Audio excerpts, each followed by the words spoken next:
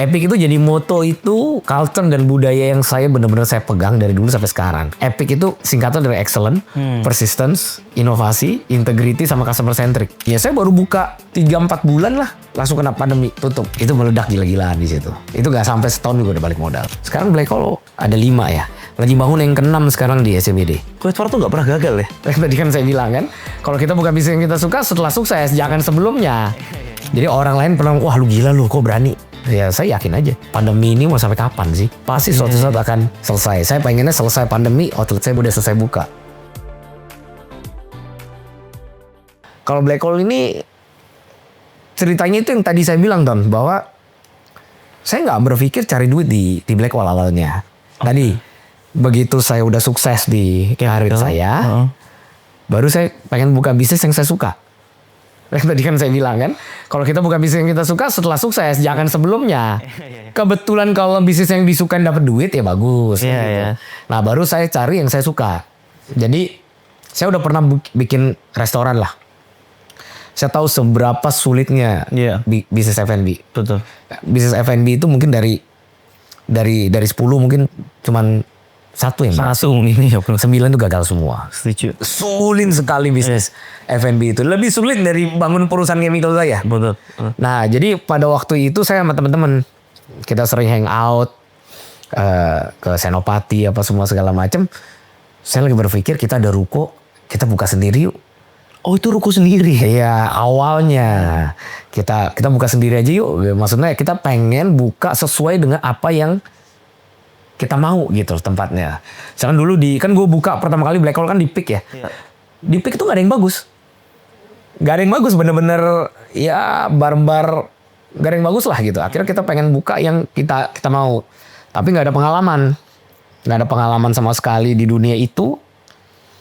Akhirnya ya saya sama partner teman-teman mungkin seminggu 2-3 kali lah.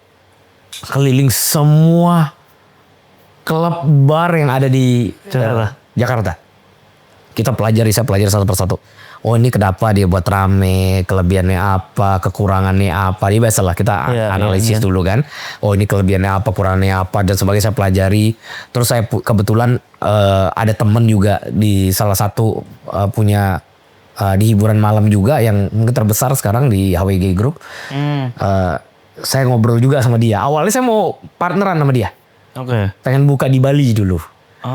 Jadi saya sering karena dulu pernah stay di Bali. Jadi setahun bisa 3-4 kali tuh terbang ke Bali tuh. Jalan-jalan pengen ada usaha lah gitu. Saya ngobrol sama teman saya Eka waktu itu namanya. Pengen buka di Bali. Udah ngobrol apa segala macam. Singkat cerita nggak jadi. Karena kita mau bukanya di Jakarta, akhirnya kita mau bangun brand sendiri. Saya ajak teman saya Eka itu, bro gabung-gabung. Dia bilang janganlah bro, kita bantu. Jadi bisa dibilang sukses story-nya Black Hole ini sebenarnya ada andil dari teman saya itu. Eka. Ya dia yang ngajarin saya service charge tuh gimana sih, saya nggak ngerti. Di bisnis saya kan nggak ada namanya karyawan service charge gimana, vendor ini bagaimana, itu yang ngajarin mereka semua. Jadi akhirnya kita buka sendiri. Cuman prinsipnya satu aja yang saya selalu pegang aja. Saya selalu ada di moto saya itu selalu tuh epic.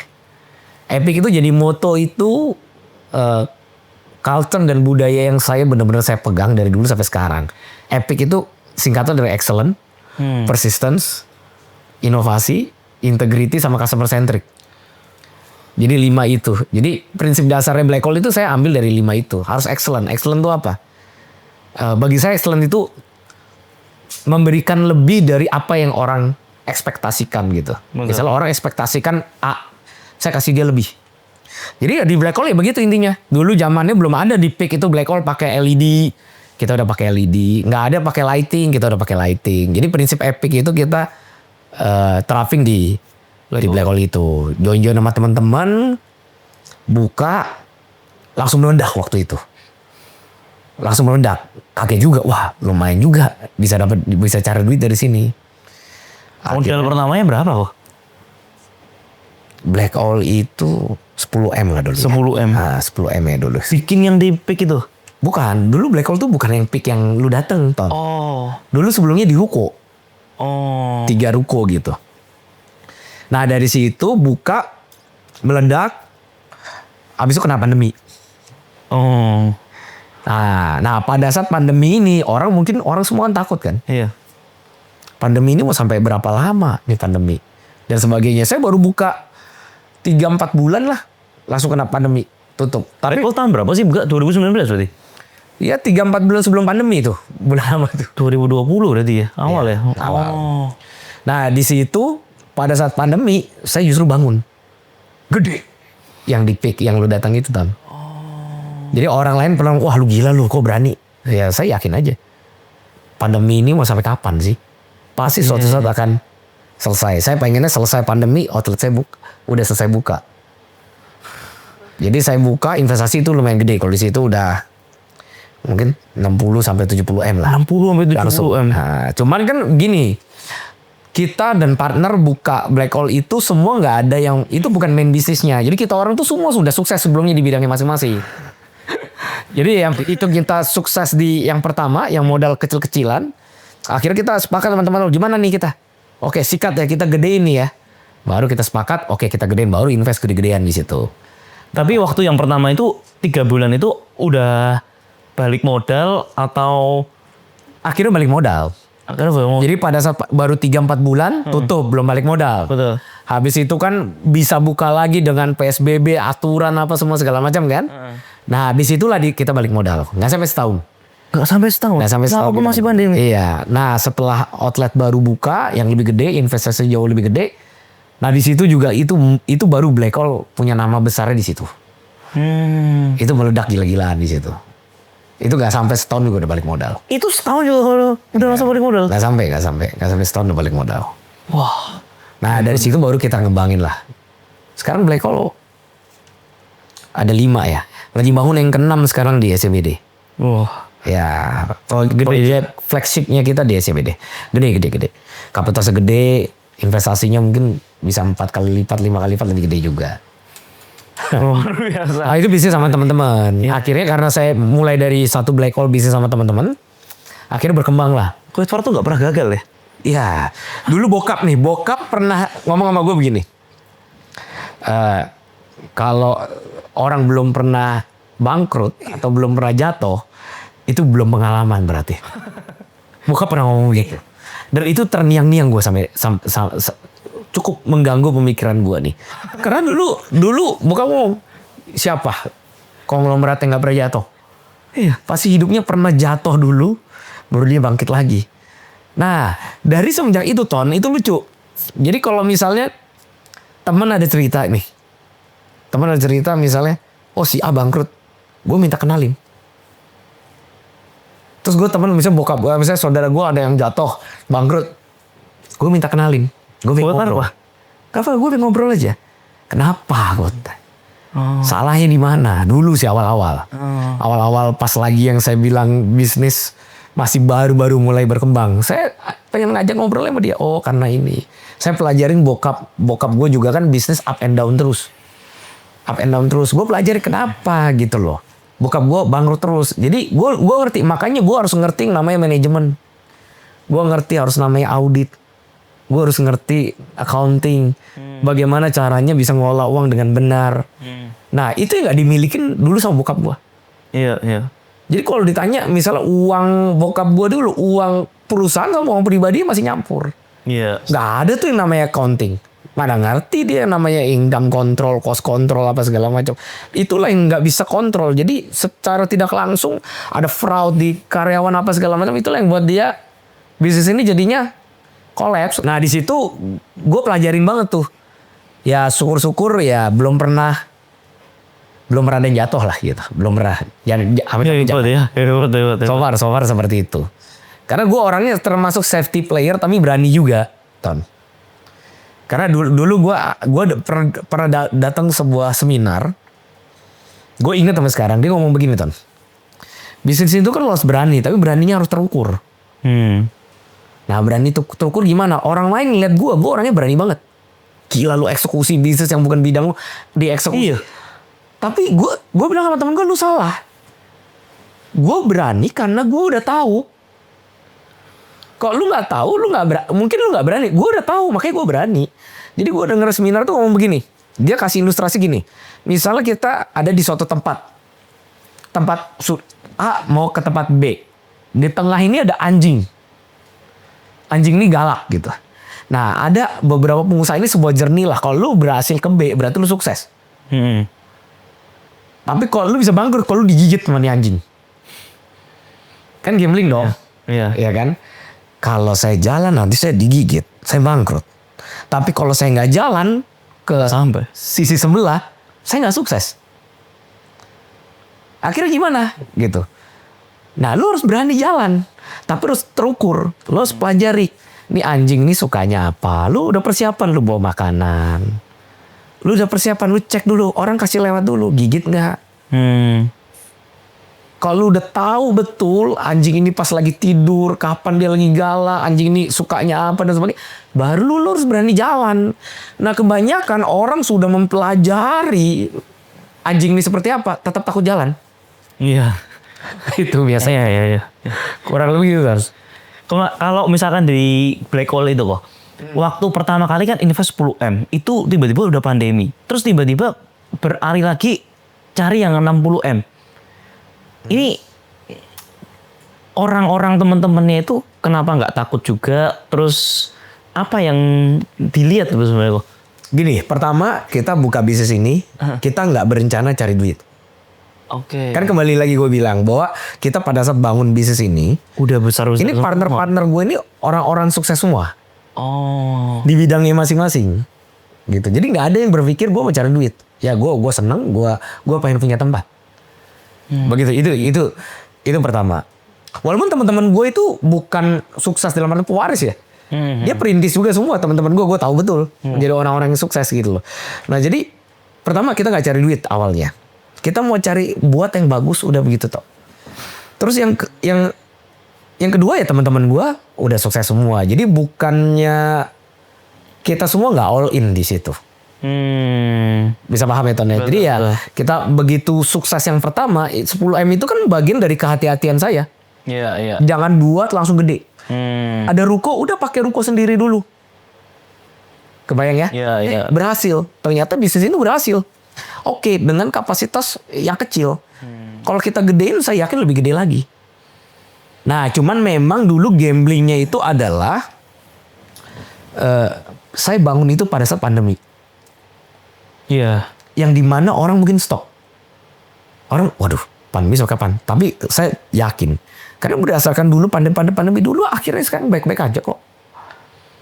Ngerti kan? Iya. Saya berpikir pandemi, saya ngebangun kurang lebih 1,5 tahun sampai 2 tahun. 2 tahun lagi saya yakin kok. Iya. Ini selesai. Iya. Nah terbukti. Akhirnya kita buka investasi jauh lebih gede. Pada saat saya opening, pas pandemi akhir-akhir mau selesai. Udah PSBB, udah apa dulu namanya PSBB? Iya, PSBB. PSBB-nya kadang dibuka, kadang ditutup, udah kayak gitu. Terus orang udah yang nggak takut lagi keluar, udah ada yang wah cuek aja lah, bodo amat lah. Nah pada saat saya buka disitulah bener-bener noda. Gitu dan buka lagi. Dan kita semua di mana partner saya untuk black hole itu nggak ada yang merasakan duitnya, Ton.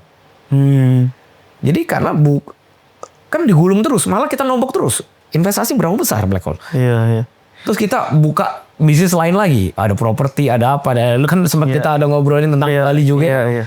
Kita putar semua di situ. Kok Expert, cara bagi tugasnya gimana kok? Cara pilih partnernya gimana? Terus habis itu aku lihat juga partner-partner itu juga solid banget dan aku juga ngerasain banget sih. Maksudnya begitu masuk di black hole, servisnya tuh bagus banget. Dari makanan aku akuin enak banget, luar biasa ya dibandingin sama klub-klub lain. Jadi gini, ini cerita juga agak lucu, agak unik. Jadi gini, awalnya kita black hole tuh partneran tuh berempat. Kita berempat partneran, kita bangun satu black hole. Semuanya tadi saya yang handle semua sendiri. Hampir 90% saya yang handle. Dari semua detailnya saya buka. Once saya sudah sepakat dengan 4 partner saya ini, saya sepakat kita gedein ya. Ini ada background semua, F&B? Nggak ada yang punya semua.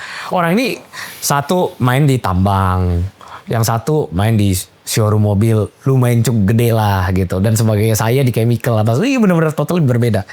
Akhirnya begitu saya mau gedein black hole, saya pamit sama teman-teman saya. Guys, kalau ini mau digedein, gue butuh tim. Oke. Tim baru. tim baru itu bukan kita hire ya. Gue butuh partner baru. Partner baru. Bukan kita butuh duitnya. Tapi gue butuh expertise-nya. Iya, iya. Jadi once sepakat semuanya. Ada salah satu partner gue mau jual sahamnya. Gue kontakin teman-teman gue. Gue udah incer. Jadi contohnya. Gue punya ada satu teman. Dia suami istri. Dia bener-bener sangat-sangat mengerti tentang F&B. Karena suaminya seorang fotografer backend di dunia F&B. Yang restoran-restoran kelas atas semuanya kalau foto sama dia. Jadi automatically dia kenal banyak chef. Automatically dia tahu update makanan-makanan tuh yang trendy seperti apa sih. Dan istrinya ngebantu suaminya menjadi plating apa semua segala macam. Dan mereka berdua sangat-sangat hobi makan. Hobi makanan mewah seperti apa. Dia keliling ke restoran. Emang dia hobinya gitu. Senang traveling juga apa segala macam. Akhirnya dan dia punya bisnis F&B. Coffee shop lumayan cukup terkenal dulu. Ada sekitar 3 outlet lah. Apa? Bermuda dulu. Orang Bermuda Coffee. Nah jadi singkat cerita saya ajak ngobrol sama dia. Tertarik gak gabung? Dia tertarik. Cuman saya bilang ada satu syarat. Apa? Lu harus in charge. Jadi lu gak gabung, lu invest duit doang gak? Iya. Lu harus in charge. Mau gak? Akhirnya mereka sepakat. Mau in charge gimana? Ya lu urusan F&B kita. Nah jadi gue ketemu the right man in the right place. Iya. Satu lagi misalnya pada saat kita ngebangun investasi gede ya. Gue kontak teman gue lagi satu.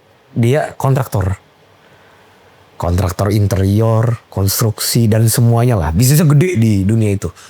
Gede banget lah. Salah satu yang terbesar lah di namanya Maja Group gitu. Gue panggil dia. Bro lu tertarik? Oh mau dong kalau dikasih kesempatan. Udah ada satu syarat.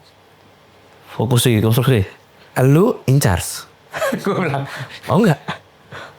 Oke, nggak masalah. Ngurusin apa? Ya ngurusin pembangunan semuanya. Dan kebetulan dia lulusan di bidang accounting, finance, apa semua segala macam. Di Australia kerjanya di itu dulu dia. Ini kontraktor yang kemarin di event ikut beli itu nggak sih? Bukan. Oh bukan. Bukan. Oh oke. Itu beda lagi itu. Oke. Itu beda lagi. Nah singkat cerita ya itu. Gue suruh dia urusin ini. Jadi gue tanya partner gue. Jadi gue masukin. Ada satu partner gue lagi. Karena kita hiburan malam, kita butuh orang yang benar-benar bisa bergaul nih ke pemerintahan nih dan sebagainya. Karena ya kita harus membangun relasi. Ada satu teman gue, orangnya ini banget, intim banget, gampang dekat sama orang. Gue bilang, oke, lu masuk, tapi lu jadi humas ya nanti. Jadi kurang lebih begitu. Jadi kelemahan black hole itu adalah tidak ada satupun yang 100% in charge di perusahaan. Iya ya. Tetapi setiap bidangnya masing-masing itu expert di bidangnya masing-masing. Itu kunci.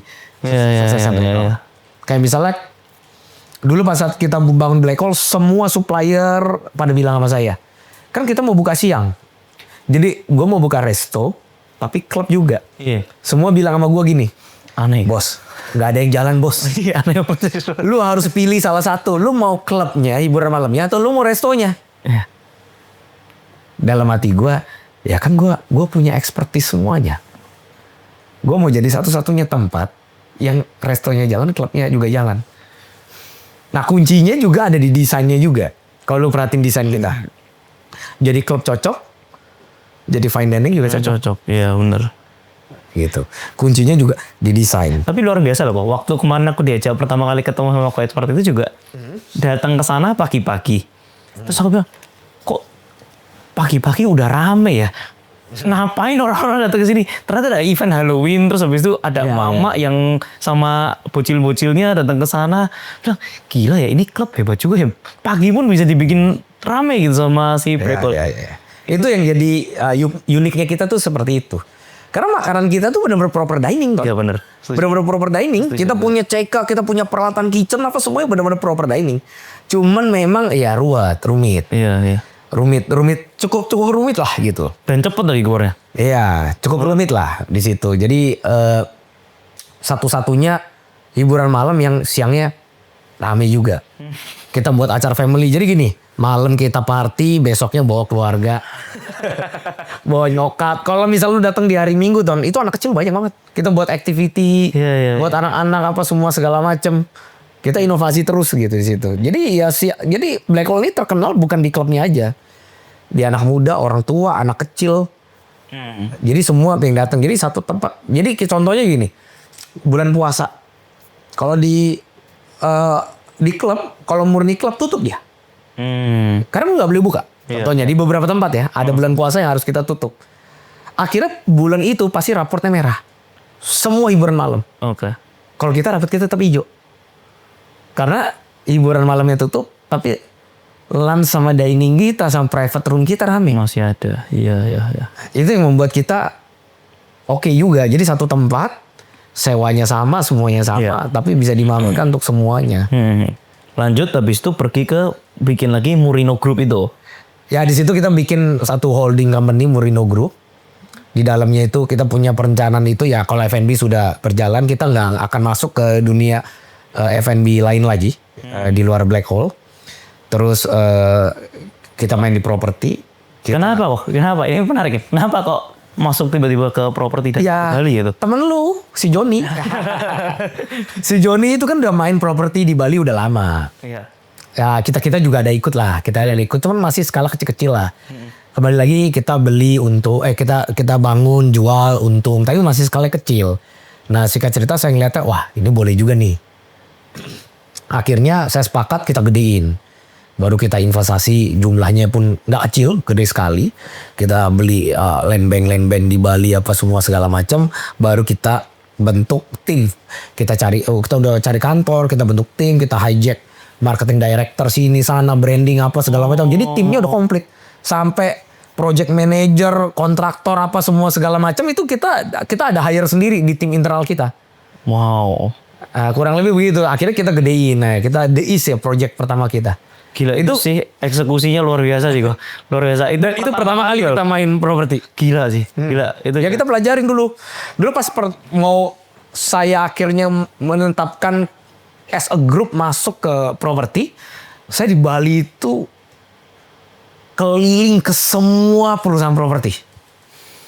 Saya pelajarin semua, saya hitung semuanya, cara mainnya dia, ininya marketnya dia gimana. Saya pelajarin semua, oke. Habis itu saya langsung masuk ke properti. Saya hire tim apa semua segala macam kita eksekusi. Intinya sih kembali lagi Ton epic pokoknya.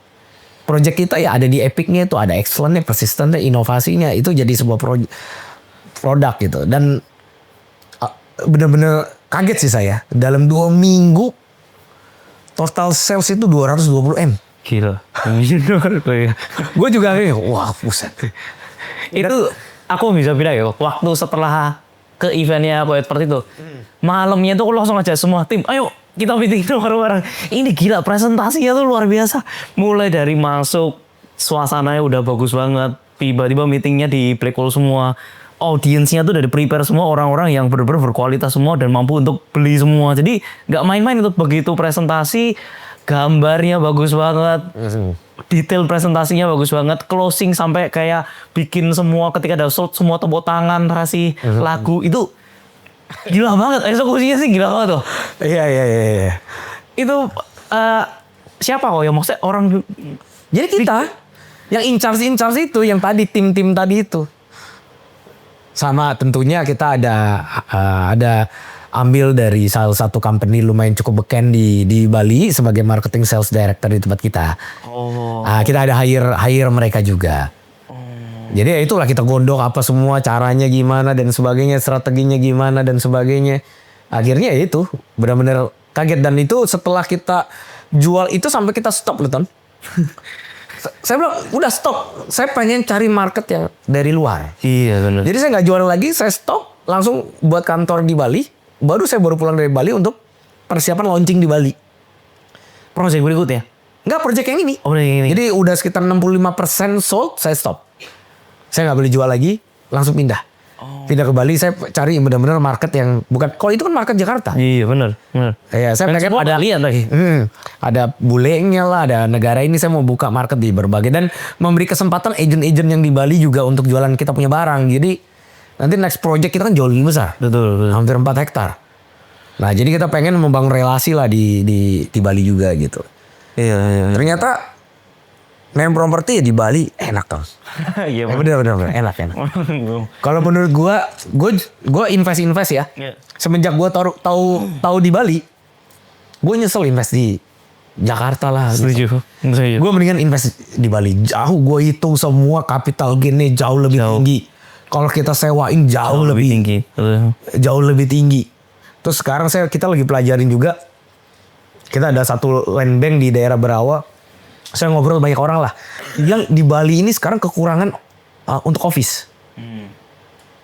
Nah ini lagi kita develop juga, kita lagi pikirin buat visibility study apa segala macam. Jadi banyak sekali orang kan beli villa. Banyak orang bule itu ke Bali itu malah justru dia buat perusahaan. Tapi nggak ada dia office kayak semacam office tower itu nggak ada. Nah ada beberapa orang kasih Pak ini permintaan banyak sekali untuk office jadi jangan bikin hotel lagi. Iya. Ya lebih arahnya ke sini itu demandnya lagi banyak banget. Nah kayak gitu. Jadi ternyata opportunity di Bali itu bagus banget. Asalkan kita bisa pilih lokasinya tepat, harganya juga bagus gitu. Dan aku lihat ya kalau di Bali ini tuh belum ada developer lokal yang benar-benar punya nama banget.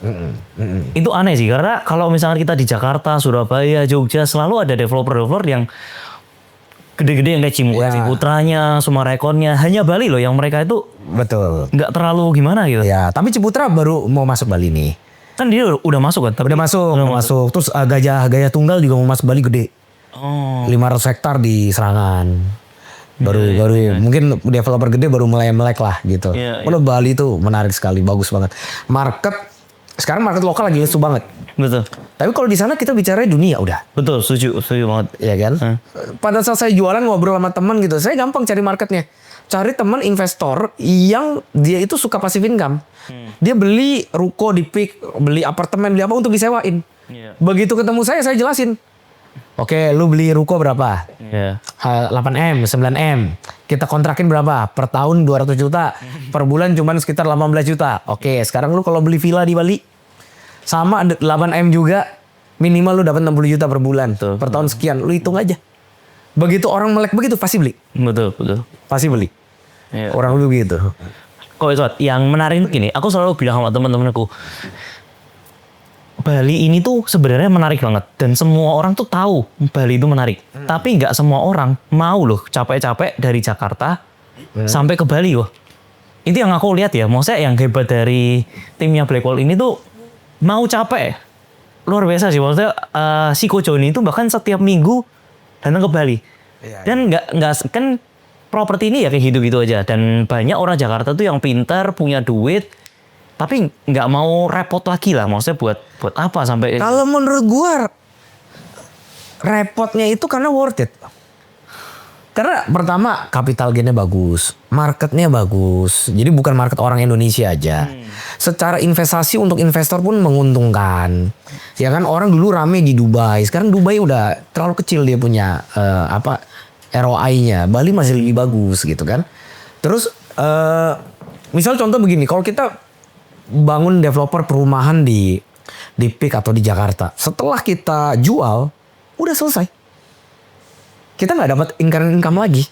Tapi kalau di Bali setelah jual habis, kita bisa kelola ini seperti manajemen hotel. Kita dapat 20% loh, Bos. Iya. Dari sales loh kita dapat 20%, dipotong dengan OTA dapat 20%. Jadi kalau lu punya 5 project, sama saja kayak lu punya satu project ya. Full ya. Satu hotel gratis, free, nggak bayar, dan bukan dari net, dapatnya dari sales. Iya. Lu mau cari di mana? Iya. Jadi worth it untuk kita lakukan ini. Kebayangkan misalnya gini. Setuju. Gue kalau ditanya, misal lu tanya gue, Frat lu kenapa gak bangun hotel? Ngapain gue bangun hotel? Gue bikin 5 project kayak gue aja, sama dengan gue punya satu hotel. Untungnya lebih gede lagi, bukan dari net. Karena dari gross. Iya, gila sih. Mau ngapain lu punya hotel? Gitu kan?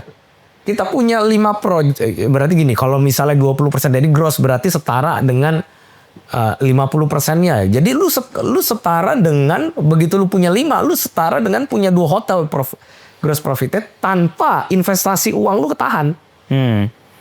Iya. Kita jual udah untung, uangnya diputar lagi. Betul. Terus kita kelola.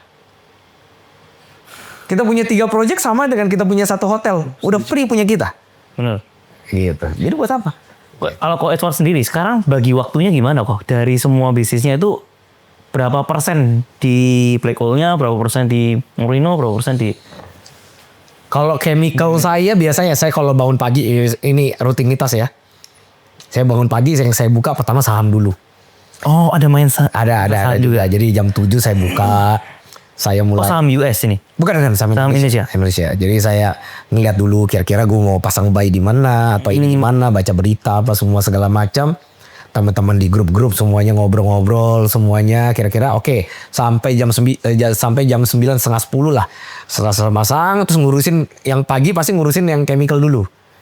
Jadi urusan sampai siang lah chemical. Terus yang setelah jam 1 biasanya baru ngurusin yang grup saya ini, yang Murino Group. Sampai udah selesai. Udah begitu aja aktivitasnya sehari-hari. Black Hole sama Murino jadi satu ya maksudnya ya? Karena sama-sama orang-orang juga sama-sama. Berarti apa orangnya sama aja, sama semua. Sama semua. Ya itu, jadi bagi-bagi waktunya seperti itu. Simple sih kan, kita udah punya tim kan.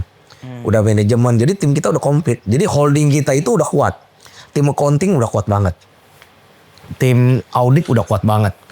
Semua HR udah kuat, semua udah kuat. Jadi tinggal ibaratnya holding ini yang kita punya, yang kita udah perkuat, tinggal dimasukin beberapa company pun kita udah ready gitu. Jadi nggak ada masalah gitu loh. Nah planningnya Murino Group-nya yang di propertinya kita mau IPO planningnya. Oh, Ya. malah Murino-nya bukan yang... Karena gini, anyway juga kita nggak ada permainan pajak. Karena yang beli juga banyak bule misalnya. Iya, Dia nggak mau main pajak apa segala macam. Setuju. Clear, dan pajaknya di properti kan final. Ya karena udah gini udah di IPO kan sekalian dah. Gitu. Planningnya ya mungkin 2 tahun dari sekarang lah kita lagi proses. Lagi siapin landing dulu yang banyak dah. Iya. Untuk buat story-nya supaya bagus gitu. Nanti berkabar kok. Saya ikut duluan. Siap. Oke. Nah, mungkin ini juga udah mau selesai. Mungkin kalau dari Ko Edward sendiri, pesan-pesannya lah buat teman-teman yang mungkin mau mulai karir atau mulai bisnis itu, sebenarnya yang paling penting itu apanya dulu sih? Cari idenya dulu, eksekusinya atau apanya sebenarnya? Gini, paling susah nih kalau misalnya ada motivator, misal 5 kunci sukses atau berapa kunci sukses, bagi saya itu bullshit lah. Sukses itu buat saya pribadi itu art, seni. Jadi nggak ada 5 kunci sukses, berapa kunci sukses. Kalau kita ngomong begitu tuh sulit. Misalnya contoh gini, yang paling nomor 1 integritas. Banyak tuh yang penipu mah kayaknya bukan main. Banyak yang mungkin bisnisnya dia yang quote unquote yang ilegal malah kaya raya. Jadi lu dibilang integritas bukan salah satunya juga. Jadi sukses itu art lah, seni. Jadi Anthony, lu sukses dengan cara lu sendiri, gue sukses dengan cara gue sendiri. Cuman kalau ditanya ke gue, kunci apa yang gue pegang, yang tadi gue bilang epic. Jadi lu harus terapin semua sisi bidang lu itu harus excellent. Dan gimana caranya supaya excellent? Kita harus persistence. Lu nggak bisa dapetin excellent kalau lu tuh nggak persistence, nggak ngotot, nggak bener-bener gigih gitu loh. Terus lu harus jadi seorang yang punya inovasi yang bagus.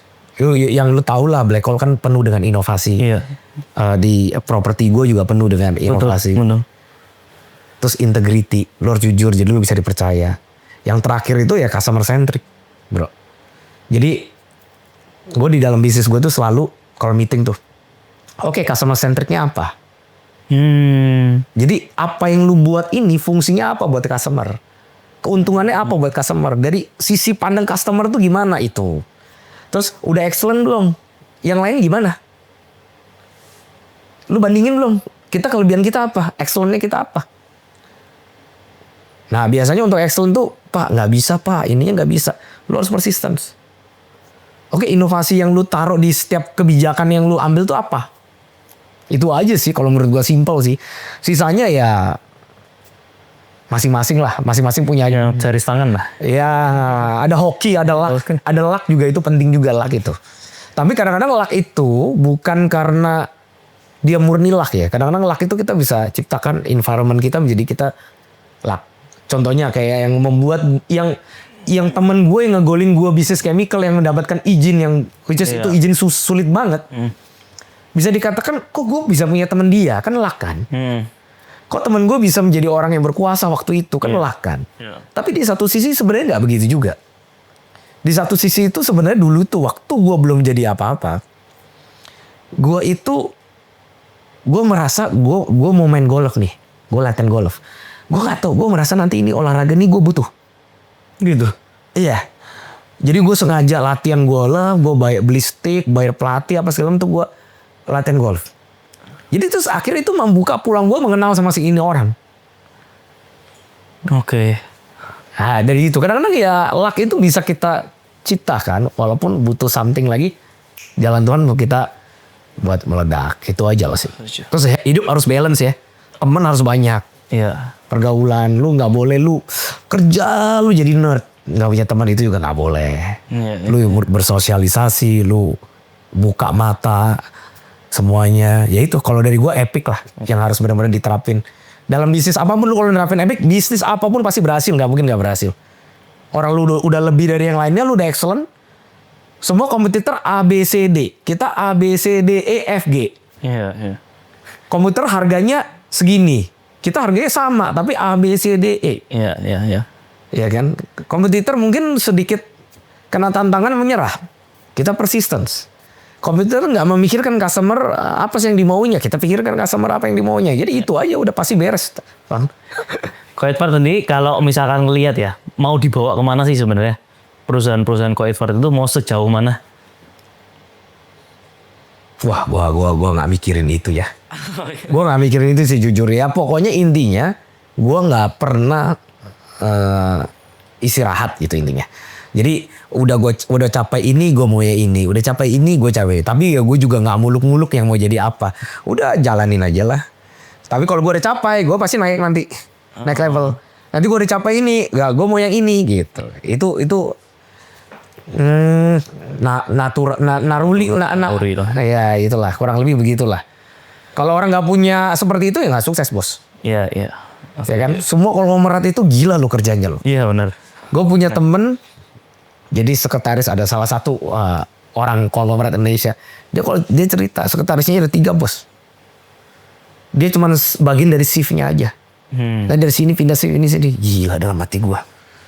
Begitu banget dia mau jadi konglomerat. Kadang kerjanya sampai jam 12 malam ya. Iya gue jadi malu ya kita yang masih muda ini kerja paling malam ya. Kalau nggak ada lobby-lobbyan ya jam 8 jam 9 pulang gitu. Gitu tak. Oke, thank you Coedfart buat waktunya. Thank you, Bisa menginspirasi buat teman-teman. Sampai ketemu di episode selanjutnya. Thank you Coedfart.